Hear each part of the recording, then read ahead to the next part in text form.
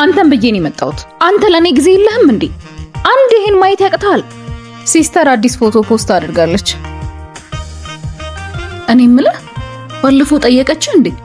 እንደዛ እሷ ፊት ስንጎነታተል መቼም የሆነ ነገር ጠርጥራለች።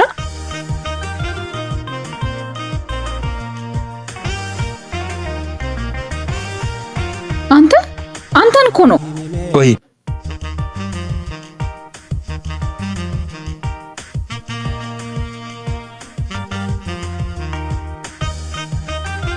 እይ በእናትህ ፎቶ እንዴት እንደሚያምር ተወዲ። ወይ አንዴ እሺ አያዋለሁ። አንተን ብዬ ነው የመጣሁት። አንተ ለኔ ጊዜ የለህም እንዴ? አንድ ይሄን ማየት ያቅታል። ለነገሩ እኔ ነኝ ጥፋተኛዋ እንዴ። አሁን ይሄ አናዳል።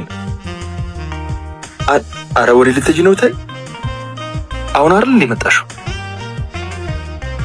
መቆየት ከሚገባኝ ጊዜ በላይ ቆየው። አንተ ምን ማለት ነው? ማን ይጃለሽ? አሁን ቆይ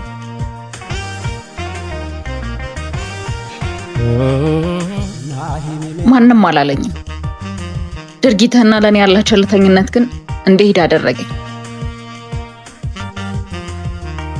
አንዳንድ ሰዎች አፍ አውጥተው እንድንሄድ ባይነግሩንም ድርጊታቸው ግን አጠገባቸው እንዳንቆይ ያደርገናል።